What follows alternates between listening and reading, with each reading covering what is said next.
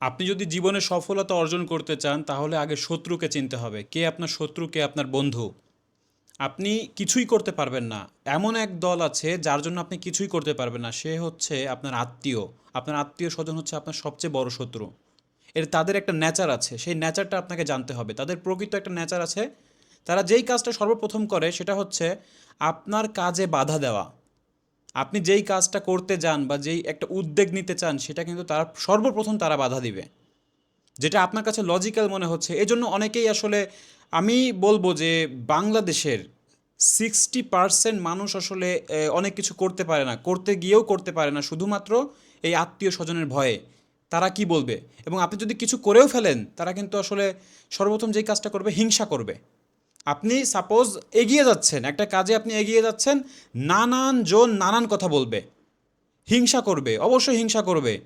এবং হিংসা কেন করবে? আপনার নামে বদনাম গাইতে থাকবে, যে এটা ভালো না, ও কি মানে একদম তুচ্ছ-তাচ্ছিল্য করবে। মানে আপনার সঙ্গে তারা রীতিমতো একটা যুদ্ধ ঘোষণা করে দিবে, এরকম একটা ব্যাপার।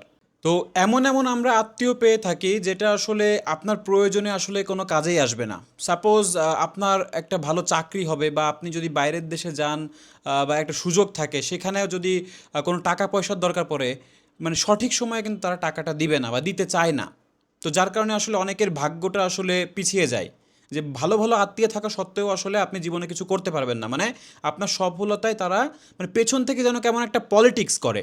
এই পলিটিক্সটা আসলে আপনি যদি না ধরতে পারেন বা তাদেরকে সারা জীবন ভালোবেসে যান নিঃস্বার্থভাবে, তাহলে তো আসলে আপনি লাইফে কিছু করতে পারবেন না। কারণ তারা একটা বিষয় জানে যে এই ছেলেটা যদি উঠে যায়, এই ছেলেটা যদি কোনোভাবে সফলতা অর্জন করে, তাহলে আমার ছেলে কি করলো, আমার মেয়ে কি করলো। মানে এই কথাটা কিন্তু তাদের মাথায় অলরেডি সেট হয়ে যায় যে আপনার সফলতা কিন্তু সে দেখতে পারছে না। মানে রীতিমতো একটা হিংসা, প্রতিহিংসা, তারপরে হচ্ছে আপনার ঈর্ষা। সবচেয়ে বড় যে কাজটা করে তাদের ভিতরে একটা হিংসা কাজ করে। এই হিংসার জন্য আপনাকে সে সাহায্য করবে না। আপনি যতই মনে করেন যে সে আমাকে অনেক ভালোবাসে, আমার আত্মীয় আমাকে ভালো জানে, আপনি দেখেন যে তাদের স্বার্থে যখন আঘাত পড়বে, তখন কিন্তু সে আপনাকে একটুও ছাড় দিবে না, আপনাকে একটু ছেড়ে কথা বলবে না। কারণ আপনি কখনো মনে করেন না যে তার ছেলে, মানে তার ছেলে যেরকম সে ভালোবাসে আমাকেও এরকম ভালোবাসে। অনেকে কিন্তু অন্ধবিশ্বাস করেন, বাট এটা কিন্তু একটা ভুল ধারণা। এটা কিন্তু কখনোই সম্ভব না, এটা হয় না। মানুষের বাইরের ভালোবাসা দেখে আপনি গলে যাবেন না সবসময়। এবং এই আত্মীয় স্বজনের ভেতরে একটা জিনিস লক্ষ্য করা যায়, সেটা হচ্ছে গোপন একটা প্রতিযোগিতা। মনে করেন যে গোপন প্রতিযোগিতা কেমন? আপনার এটা অর্থ উপার্জনের দিক থেকে হতে পারে বা সমাজের মান সম্মান অর্জনের দিক থেকে হতে পারে। সাপোজ আপনি একটা কুরবানি দিলেন, তারা চাইবে যে আপনি একটা হলো আপনি ছাগল জাতীয় কিছু কুরবানি দিলেন, তারা দিতে চাইবে গরু।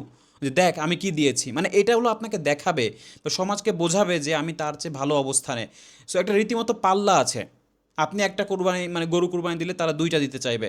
সো এই যে একটা পাল্লা পাল্লি, যে আমি একটু বড়, তোমার চেয়ে ভালো পজিশনে, বা তুমি আমার মানে আমার ছেলের মেধা তোমার চেয়ে ভালো, এই যে বিষয়গুলো নিয়ে আসলে অনেক সময় ডিমোটিভ করে ফেলে। যেমন একজনের ছেলে যদি কোনো ভালো জায়গায় চান্স পায়, তো সে মা বা বাবা আসলে এমনভাবে গর্ব করে যে আহ, মানে আপনি নিজে আসলে লজ্জায় পড়ে যাবেন যে আপনি কিছু করতে পারলেন না। মানে এমনভাবে কথা শোনাবে তারা। সো এই বিষয়টা শুনে কিন্তু আমাদের বাবা মা, নিজেদের বাবা মা আসলে মনে করে যে আমার ছেলে আসলে কিছু করতে পারলো না, অমকের ছেলে করে ফেললো। এই হচ্ছে আপনার একটা মানে এই এই হচ্ছে বিষয় যে আপনার সংসারে তারা আগুন লাগিয়ে দিবে। এবং তারা মানে রীতিমতো পেছন থেকে একটা পলিটিক্স করে এবং প্রতিযোগিতা করে, ঈর্ষা করে। এই যে আপনি এখন বসে আছেন, সাপোজ আপনি কিছু করতে পারছেন না, এতেও সমস্যা কিন্তু তাদের। মানে আপনি কিছু করতে পারছেন না তাতেও সমস্যা, যদি কিছু করতে পারেন তাতেও সমস্যা। মানে আপনাকে নিয়ে সবসময় তারা কানাঘুষা করছেই। আপনি হয়তো জানেন না, আপনার সামনে হয়তো ভালো ভালো কথা বলবে, কিন্তু আড়ালে কিন্তু অবশ্যই আপনাকে এর বিপরীত কিছু বলছে বা আপনাকে নিয়ে নেগেটিভ কিছুই তারা চর্চা করছে।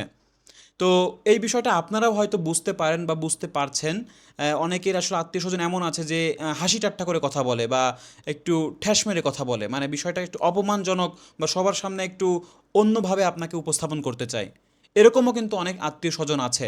আমি সবার কথা বলছি না, বাট এরকম আত্মীয়স্বজন অনেকেই কিন্তু পায়। এরকম আত্মীয়স্বজন অহরহ আছে। আপনি দেখেন আপনার কাছের মানুষ কজন ভালো, আপনি কাকে আপনি ভালো বলবেন? আপনি একটু চোখ বন্ধ করে দেখেন তো আমার অমুক আত্মীয়স্বজন ভালো। গুণে খুব কম পাবেন, হাতে গুণে খুব কম পাবেন। এবং এই আত্মীয় স্বজন আর একটা কাজ করে, সেটা হলো পরিবারের ভেতরে বিভাজন সৃষ্টি করে। ভাই ভাইয়ের বিরুদ্ধে লাগিয়ে দেয়, বোন বোনের বিরুদ্ধে লাগিয়ে দেয়। মানে এর কথা ওর কাছে, ওর কথা ওর কাছে একটু অন্যরকম বানিয়ে বলে, এতে করে অন্তরে একটা বিষ ঢুকে পড়ে।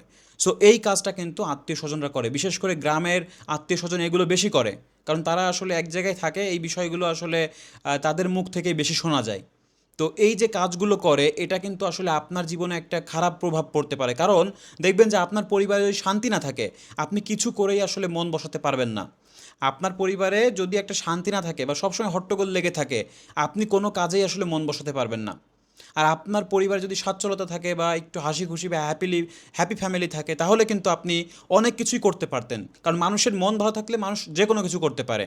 সো এই যে সফলতার পথে কিন্তু এরা এই কাজটা করে মানে বিধায় আসলে অনেক সময় আমরা সফলতা অর্জন করতে পারি না, বা এমন কিছু কাজ করতে চাই সেটা আমরা করতে গিয়েও ফিরে আসি বা করি না, শুধু এই লোক লজ্জার ভয়ে, আত্মীয় স্বজনের ভয়ে। তারা যেখানে সাপোর্টিভ হওয়ার কথা, সেখানে তারা আসলে ডিমোটিভ হিসেবে কাজ করে। এই আত্মীয় স্বজনের চেহারা সেই সময় ফুটে উঠবে যখন দেখবেন যে সম্পত্তি ভাগাভাগি হচ্ছে। এরা তখন তাদের আসল রূপ আসলে ফুটিয়ে তোলে।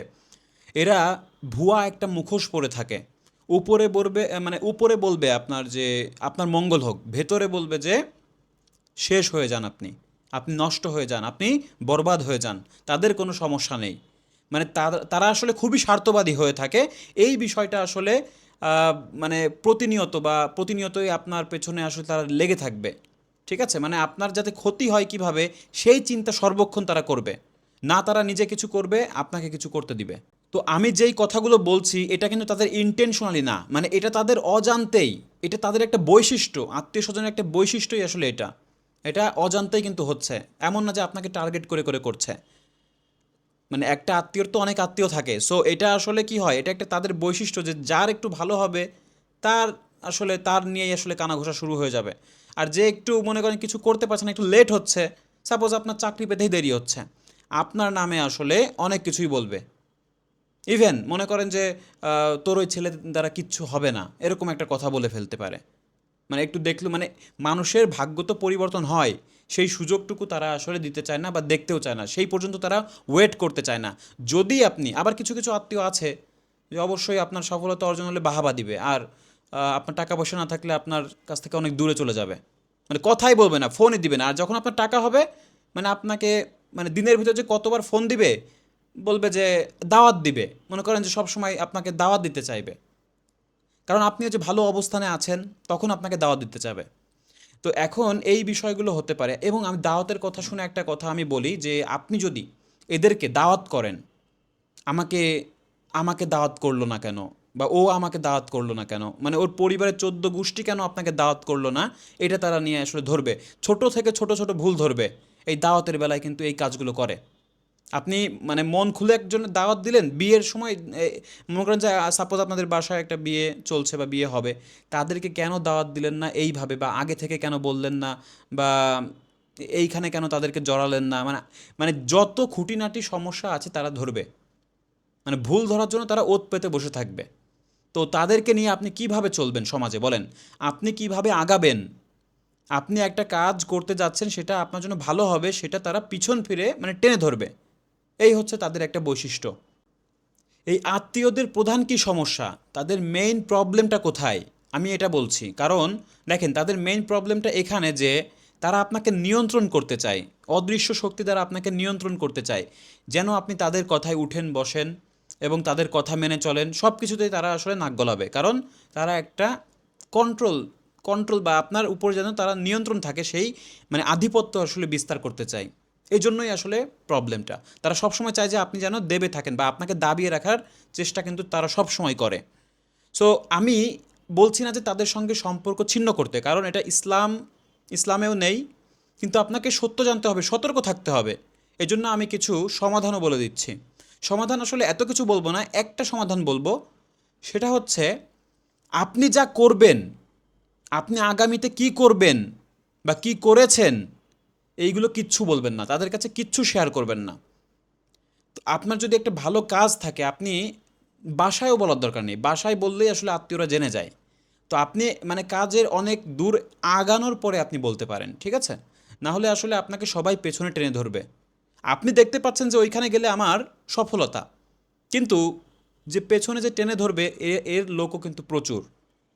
আচ্ছা, তো তো এই বিষয়গুলো আসলে আপনারা খেয়াল করবেন যে পরিকল্পনা, বা আপনি বাবা মাকে বলেও দিতে পারেন বা পরিবারকে সবাইকে বলতে পারেন যেন এই কাজটা আমি করছি এটা যেন কেউ না জানে, মানে আপনার এই পরিকল্পনাগুলো যেন কেউ না জানে। শুধু জানাবেন আনুষ্ঠানিকতা, মানে যখন আসলে জানানোর দরকার তখন আপনি জানাবেন। তার আগে আপনি কিছুই ফাঁস করবেন না। এই ফাঁস করলেই আসলে তারা ওই কিছু না কিছু একটা মানে প্রতিক্রিয়া তারা জানাবেই। সো আমি চাইবো যে আপনারা যারা সতর্ক থাকতে চান এদের কাছ থেকে আসলে দূরে থাকতে হবে। কিভাবে? এই দিক থেকে কিন্তু আপনারা কথা বলেন, যোগাযোগ রাখেন, সব কিছুই করেন, কিন্তু জীবনের কোনো সিদ্ধান্ত নেওয়ার ক্ষেত্রে আপনি তাদের পরিকল্পনাগুলো বলার দরকার নেই প্রথমেই। আর এই জিনিসটা আসলে ঠিক করতে পারি আমরা নিজেরা ঠিক হয়ে। কারণ আপনিও তো কারো না কারো আত্মীয়। সো আপনি সবার মঙ্গল চাইবেন। কেউ যদি সাহায্য চায় সাহায্য করবেন, যদি আপনার এখতিয়ারে থাকে, হাতের মুঠোয় থাকে, অবশ্যই আপনি সাহায্য করবেন। কিন্তু এগুলো আসলে বুঝে শুনে সব কিছু করা উচিত। তো এই বিষয়টা, কারণ সবাই তো আসলে সবসময় খারাপ থাকে না। একজন হয়তো সাহায্য চেয়েছে, সে হয়তো আজকে অসহায়, কিন্তু তাকে সাহায্য করলে সে হয়তো সফলতা অর্জন করে সে আপনাকেও দেখতে পারে, বা এমন একটা বিপদে পড়লেন সে সেই সময় আপনার কাজে আসবে। সো সবার সঙ্গে সুসম্পর্ক রাখার চেষ্টা করবেন, কিন্তু সতর্ক থাকারও চেষ্টা করবেন।